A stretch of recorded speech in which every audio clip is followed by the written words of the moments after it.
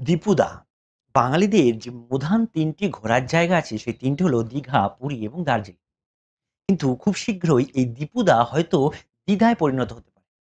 কারণ পুরীতে ভগবান শ্রী জগন্নাথ দেবের যে মন্দির আছে ঠিক তারই আদলে পশ্চিমবাংলার নিউ দীঘা সংলগ্ন ১১৬ বি জাতীয় সড়কের পাশে একটি মন্দির তৈরি করা হচ্ছে ভগবান শ্রী জগন্নাথ।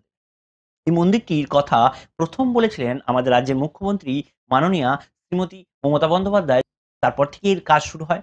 কিন্তু জমি খুঁজে পাওয়া এবং অন্যান্য আনুষঙ্গিক কাজ এবং সবথেকে বড় কথা ২০২০ সালে লকডাউন আসার জন্য এই মন্দির তৈরির প্রক্রিয়া কিছুটা হলেও থেমেছিল। অবশেষে ২০২২ সালের মে মাসের অক্ষয় তৃতীয়ার দিন এই মন্দিরের ভিত্তি স্থাপন করা হয় এবং নির্মাণ কার্য শুরু হয়। এই মন্দিরটি তৈরি হবে ২০ একর জায়গা নিয়ে।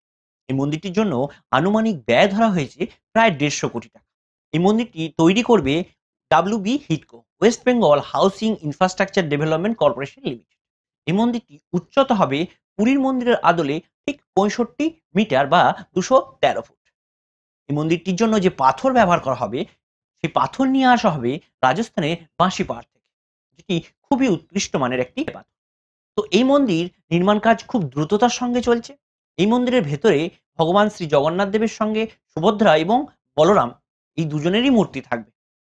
আশা করছি এবছরের মধ্যে এই মন্দিরটি কমপ্লিট হবে এবং সকলের জন্য উন্মুক্ত করে দেওয়া হবে। এখন এই মন্দির হওয়ার ফলে দীঘার মুকুটে তথা পশ্চিমবাংলার মুকুটে একটি নতুন পালক সংযোজন হবে। এই মন্দির হওয়ার ফলে দীঘার প্রতি যে মানুষের আকর্ষণ ছিল সেই আকর্ষণ আরো বেড়ে যাবে। কারণ এখন একসাথে মানুষ দুটো কাজই সম্পূর্ণ করতে পারবে। দীঘার সমুদ্রও স্নান করতে পারবে এবং ভগবান শ্রী জগন্নাথ দেবের দর্শনও করতে পারবে।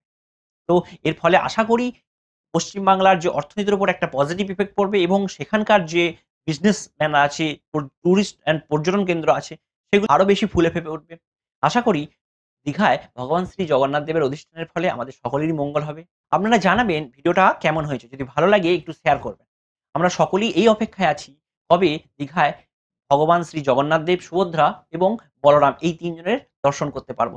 আপনারাও দীঘায় জগন্নাথ দেবকে দর্শন করার জন্য তৈরি। ধন্যবাদ পুরো ভিডিওটা দেখার জন্য।